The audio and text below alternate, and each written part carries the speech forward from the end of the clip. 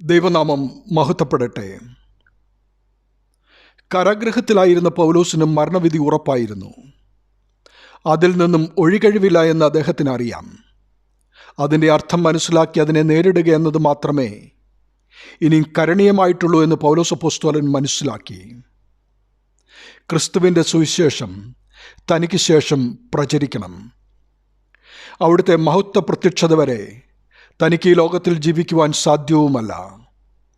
ഇതിൻ്റെ എല്ലാം അടിസ്ഥാനത്തിൽ താൻ ജീവിക്കുന്നതിൻ്റെയും മരിക്കുന്നതിൻ്റെയും അർത്ഥം വിശദമാക്കുവാനാണ് ഫിലിപ്പി ലേഖനം 1-ാം അധ്യായം 19 മുതൽ 26 വരെയുള്ള ഭാഗങ്ങളിലൂടെ അപ്പോസ്തലൻ ശ്രമിക്കുന്നത്.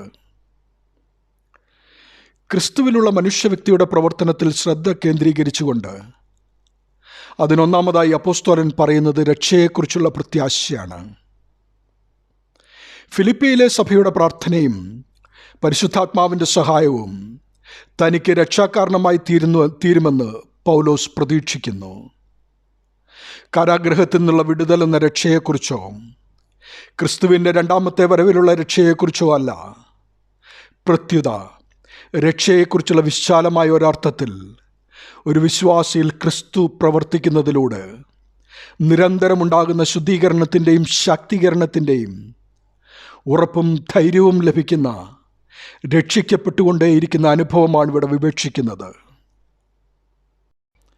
ക്രിസ്തുവിൻ്റെ മഹത്വത്തിനായി ക്രിസ്തുവിനോടുള്ള വിധേയത്വത്തിൽ പരാജയപ്പെടുന്നത് മാത്രമേ ലജ്ജയായി പൗലോസ് കണക്കാക്കുന്നുള്ളൂ. കാരാഗ്രഹമോ ശാരീരിക മരണം പോലും അദ്ദേഹത്തിന് ഭീഷണിയല്ല. സുവിശേഷ പ്രവർത്തനങ്ങൾ നേരിടുന്ന തടസ്സങ്ങളോ പ്രതീക്ഷയ്ക്കനുസരിച്ച് തൻ്റെ പ്രവർത്തനങ്ങൾക്ക് ഫലം ലഭിക്കാതെ വരുന്നതോ ലജ്ജയായി പൗലോസ് കരുതുന്നില്ല. എന്നാൽ നമ്മുടെ സ്ഥിതി അതാണോ എന്ന് നാം ചിന്തിക്കണം. നമ്മളുടെ മാനസികാവസ്ഥ എപ്രകാരമെന്ന് നാം വിലയിരുത്തണം. എന്നാൽ ക്രിസ്തുവിൻ്റെ വിശ്വസ്ത സാക്ഷിയായി ജീവിക്കാതിരിക്കുവാൻ ഒരു നാളും ഇടയാകരുതെന്നാണ് പൗലോസ് അപ്പോസ്തലൻ പ്രാർത്ഥിക്കുന്നത്. മരണം സംഭവിക്കുന്നതിലും ക്രിസ്തു മഹിമപ്പെടുകയുള്ളൂ എന്ന് അദ്ദേഹം പ്രത്യാശിക്കുന്നു.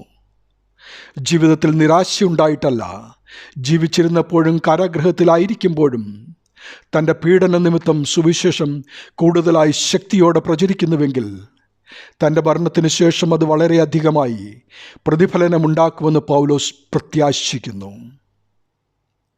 ഇവിടെയാണ് പരിശുദ്ധന്മാരുടെ പ്രസക്തി.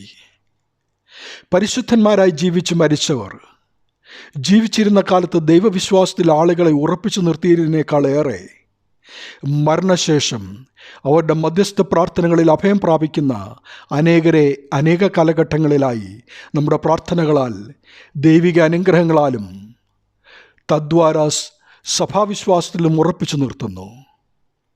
അതായത് ഒരു വിശുദ്ധൻ്റെയോ ആത്മീയ പിതാവിൻ്റെയോ സാന്നിധ്യം ജീവിതത്തിലൂടെയോ ദർശനങ്ങളിലൂടെയോ സമൂഹത്തെ ക്രിസ്തുവിങ്കലേക്ക് അടുപ്പിക്കുന്നു.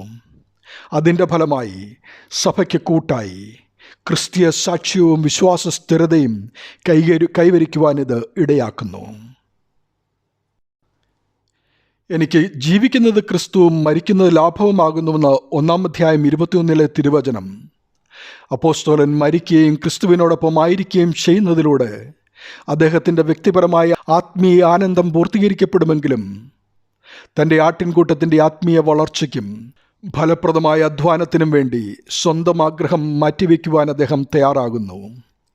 ഫിലിപ്പിയർ 2 പിന്നീട് വിവരിച്ചിരിക്കുന്ന ക്രിസ്തുവിൻ്റെ കൃത്യമായ സ്വയം ശൂന്യമാക്കൽ അഥവാ കെനോസിസിനെയാണ് ഇത് പ്രതിഫലിപ്പിക്കുന്നത്.